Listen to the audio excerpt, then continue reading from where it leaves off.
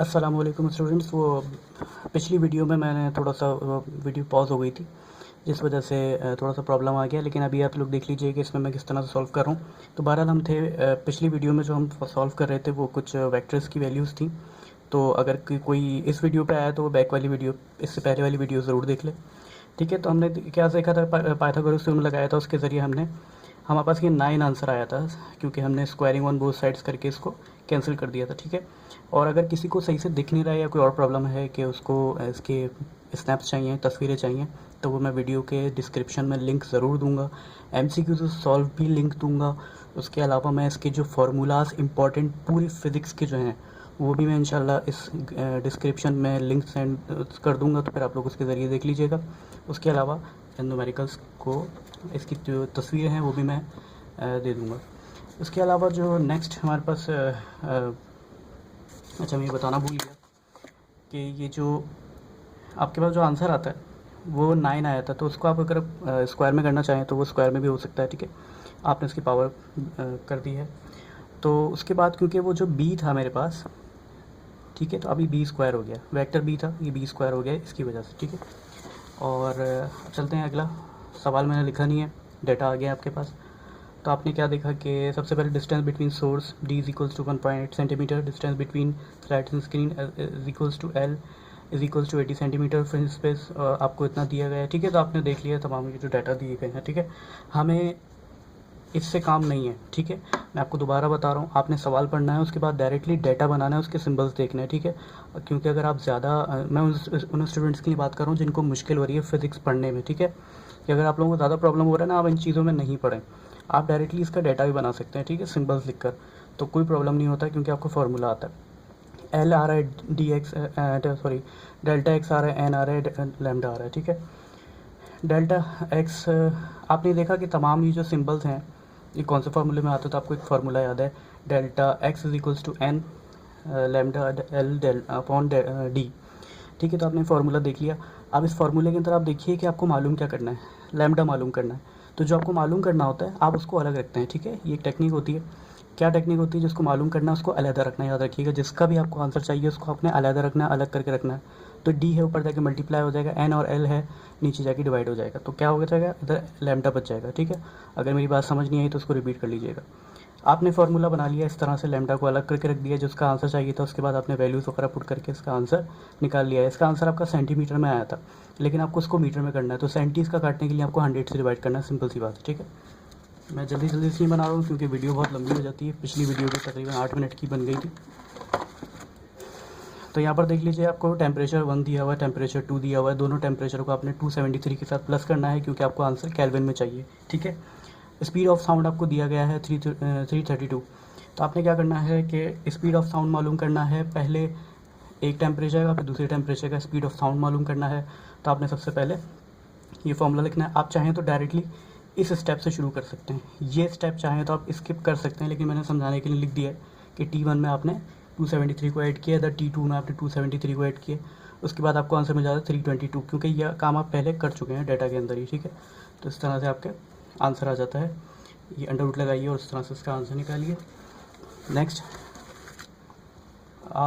Height आपको दी गई है 1, लेंथ आपको दी। आप लोग देख रहे होंगे मैं आगे नहीं पढ़ रहा। क्यों नहीं पढ़ रहा हूँ? क्योंकि मुझे इससे मतलब ही नहीं है। मैं अगर इन चीज़ों में पढ़ूंगा तो फिर मैं भूल जाऊँगा अपनी मैं काम क्या कर रहा हूँ। ठीक है, हाइट आपको दी गई है इंक्लाइंड प्लेन में h यानी कि 1। लेंथ आपको दी गई है अच्छा, लेंथ को मैं बता दूँ, यहाँ पर डिस्टेंस का भी नाम दिया जा रहा है, क्योंकि अभी आगे जाके आपको पता लगेगा क्या क्यों लिखा है मैंने। तो आपने देख लिया कि लेंथ आपको दी गई है 49, इनिशियल वेलोसिटी 0 है, फाइनल वेलोसिटी जो है वो आपको मालूम करनी है। अगर वेलोसिटी इनिशियल वेलोसिटी जो भी वेलोसिटी इसको ये नहीं देता तो हमें वो 0 कंसिडर करनी होती है। ठीक है, फॉर्मूला आपने देख लिया, sine theta is equals to h upon L, आपने डिवाइड वगैरह करके आंसर निकाला। ठीक है, उसके बाद ये इंक्लाइंड प्लेन का एक्सेलरेशन मालूम करने का आपने फार्मूला किया है, क्योंकि एक्सेलरेशन आपको मिलेगी तभी आप थर्ड इक्वेशन ऑफ मोशन लगा सकते हैं, 2as is equals to V F square minus V I square.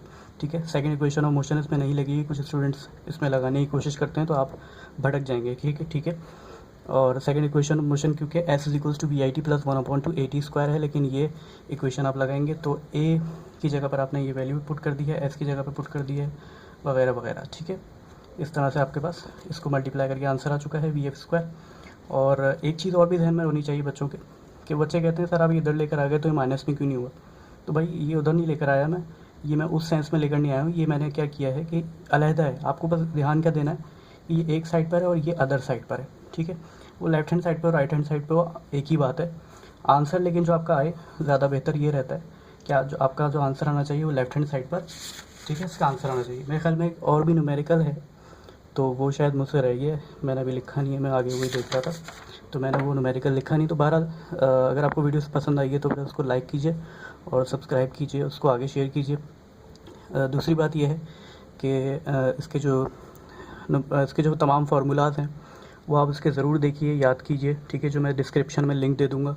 फार्मूले अगर आपको याद हो जाएंगे तो इंशाल्लाह उसके जो सिंबल्स हैं उसको भी आप देखिए कि फार्मूले के अंदर अगर कोई सिंबल आ रहा है तो फिर आप उसका सिंबल का फुल फॉर्म देखिए कि उसकी फुल फॉर्म में क्या लिखा हुआ है, ठीक है। फुल फॉर्म याद हो जाएगी तो आप आराम से सवाल को पढ़ के उसके डाटा बना पाएंगे, ठीक है।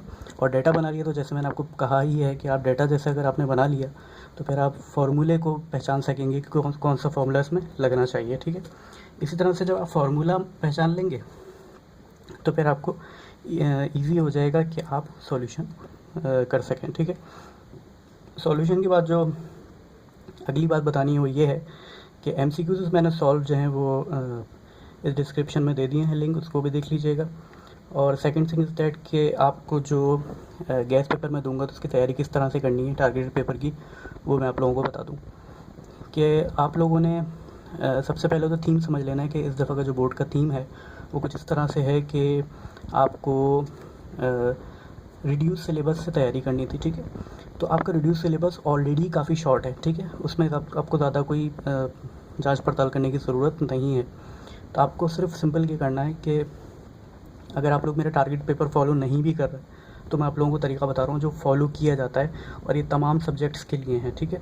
आप सबसे पहले अपना रिड्यूस सिलेबस खोलिए। रिड्यूस सिलेबस खोलने के बाद उसके जो टॉपिक्स हैं उसको डिटेल में अपनी बुक्स के अंदर आंसर लगाइए, निशान लगा लीजिए, ठीक है, आंसर्स पर।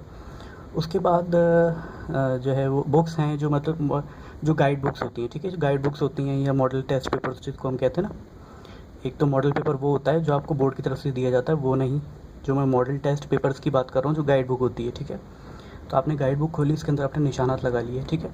किसी के पास गाइड बुक नहीं होती, नोट्स होते हैं, तो नोट्स पर भी कर सकते हैं आप, ज़ाहिर है ये काम, लेकिन नोट्स उतने ज़्यादा क्लियर नहीं होते तो इसलिए मैं प्रेफर नहीं करता, मैं गाइड बुक लेता हूँ और गाइड बुक ही बच्चों को कहता हूँ कि लेने के लिए, ठीक है। आपने सबसे पहले रिड्यूस सिलेबस से निशानात लगा लिए अपनी गाइड बुक पर। निशान लगाने के बाद आपने उसको तलाश करना है 5 ईयर्स के अंदर, ठीक है। आपने 5 ईयर्स के अंदर देखा कि कौन कौन से क्वेश्चंस आपको मिल गए हैं 5 ईयर्स के अंदर, तो फिर आप उन क्वेश्चंस को याद करना शुरू कर दीजिए। अच्छा, आपको शॉर्ट कैसे करना है? अब आप लोग कह रहे होंगे कि ये तो काफ़ी लेंथी हो जाएगा काम। आपको शॉर्ट ऐसे करना है कि आपको जो क्वेश्चंस उसमें मुश्किल लग रहे हैं आप उनको सबसे पहले हटा दीजिए, ठीक है।